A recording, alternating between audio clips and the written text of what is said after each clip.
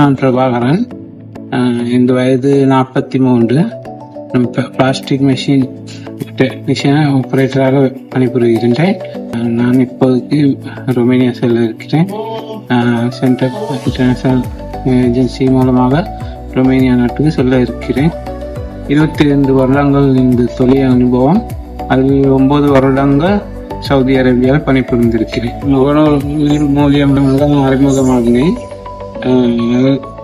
அதற்கு பிறகு ஏஜென்சியிடம் மனைவியிடம் தொடர்ந்து ஆலோசித்து விட்டு ஏஜென்சிக்கு கால் செய்து அவர்கள் சொன்னாலும் நேரடியாக வந்து என்னை கண்டு கொள்ள சொல்லி இன்றைக்கு நான் சென்று கண்டு கொண்டேன்.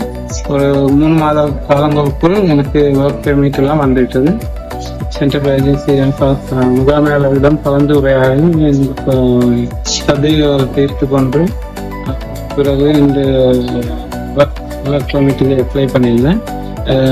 ஒர்க் பெர்மிட் வந்து இப்போ 2 மாதங்கள் ஆகிட்டு.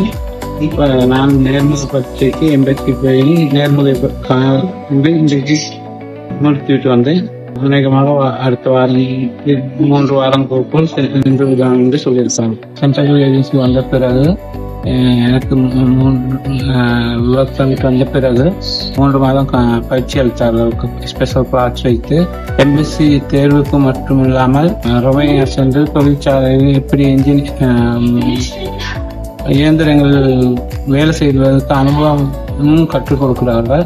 இன்ஜினியர் சொல்லும் முறைக்கு வைத்து அந்த மொழியையும் கற்றுக் கொடுக்கிறார்கள்.